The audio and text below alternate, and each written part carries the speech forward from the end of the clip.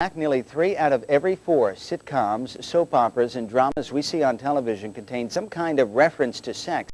It is, critics say, a distorted view of life in general. To explain the latest numbers and the latest survey on this, what has become a trend in television, we welcome Professor Robert Kubey from Rutgers University. You teach media studies. Welcome. I do. Were you surprised at anything in this survey? It was done by the Kaiser Family Foundation. It reviewed shows over the last 2 years. One of the more in-depth studies of this situation. Were you surprised at all? It's not very surprising. This is a good group that good, solid studies. I know the people who've done this research.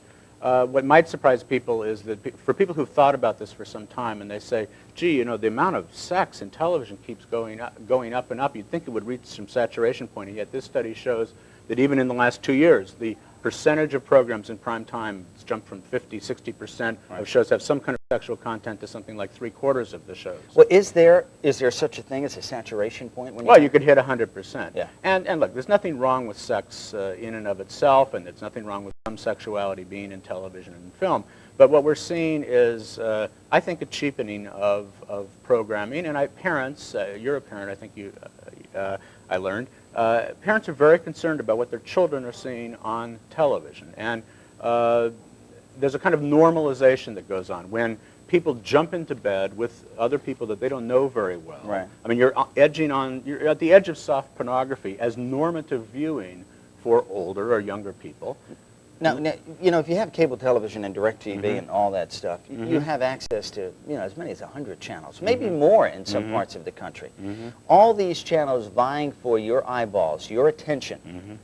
Is that the reason that a lot of these networks are pushing the edge of the envelope, trying to scream in this din of the cable television and television universe? Look, sex is always sold. I mean, Shakespeare had sex in his materials 400 years ago. But of course, yes, with more competition, how do you bust out, how do you break out into the open? Now, every show starts looking more the same. They're injecting sex. But sex is a natural sell for television.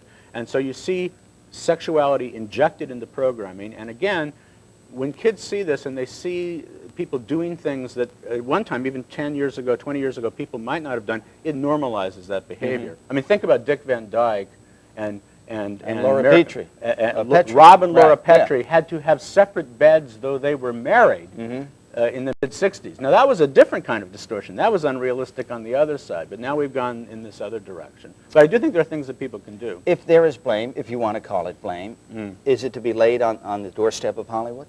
Yeah, we have to lay the primary responsibility. Because the producers have always said, hey, we're just a mirror, and we're showing what's happening out there. It's not just a mirror, and kids aren't being that sexual that young all the time, although the limits are being pushed downward. What parents need to think about is what they can say to their kids. Parents can't easily change Hollywood. I recommend they try if they can, but parents can say to kids and let it be clear to their children, you know, that this is not the right way to behave, or what do you think about it? Is that the right way to behave? All right. Ask children that kind of question. If you are a parent, besides asking them this or speaking with them frankly about what goes on out there, what can you do to try to control, or at the very least ration television time for your child who may be at a very impressionable age? It's hard. I mean, a lot of people say, well, why don't people just turn it off? And parents should exert often more control than they do. They ought to seriously consider whether there's a television in the bedroom where the child sleeps and there's no supervision. I would generally recommend you really reduce that kind of access. But I think, how realistic is that? How realistic well, I think is that, particularly with young children, if parents can't say that we're in charge of this home and we have something to say about what you can watch and when you can't, then the parent has abrogated their responsibility as a parent. Certainly if the child's 7, 8, 9, 12, it's harder when they're 15 and they're as big as you are, or bigger than you are. But I think one of the most fundamental things is the parents need to get kids to understand, and we're doing this now increasingly in the schools. There's a bill in the New Jersey legislature now, sponsored by Senator Diane Allen, to help teachers learn how to talk about it in the schools and to bring this idea home, to get kids to analyze, why is that material in there? In other words, if kids are distanced from it, if kids understand how manipulated they are, how television tries to manipulate them to watch by injecting all this sexuality, then they have a little bit of extra edge to think to themselves, well, is that what I want to be doing? Well, when does that age come? You can do it. There are impressionable kids at 7 and 8. I mean, they know every word to the television commercial and every toy they want to buy and every character they'd like to emulate.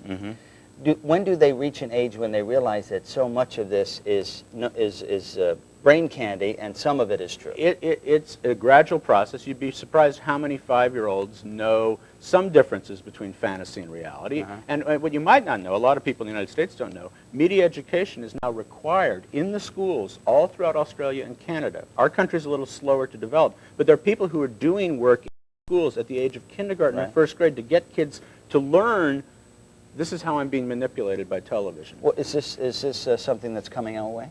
It is coming our way. It's certainly required in our core curricular frameworks here in New Jersey. As I mentioned, there's a bill pending in the state legislature to increase teacher training. So teachers, I don't know if you know, there are a lot of talk, President Bush is talking about it, it's all over the country, character education. Can we teach character education in our schools? And my response in part is yes, of course you can, but how could you do it these days without looking also at what the kind of character or values that are promulgated by television? And what we want kids to do is to sit back sometimes and say, well, is that a good way to behave? Is that appropriate what that person did to this person? Is it okay to hit someone? Is it okay to jump in bed with them? No, it sounds so easy when you put it in black and white. But in addition to television, there are ads in newspapers, in magazines like 17 and Young Woman and so on. I'm just picking a couple here. So it's not just one everywhere. Media. It's everywhere. You're absolutely right. Well, media education addresses media, and media includes the internet too. I mean, we need more than ever to get kids. I have graduate students and undergraduates at Rutgers citing too much material without thinking about it from the internet, and you know, the internet websites are being changed all the time. You don't know if you've got a legitimate, what kind of site you've got. We need to teach principles of journalism, things that you were no doubt taught when you were younger, about sourcing materials to younger and younger kids, because the media is all around our young people today, and we can make inroads. It's not easy. It's not simple just to turn the set off for some people, although it could be simpler. Professor Robert Kubey, thank you so much. Thank you. We appreciate your time.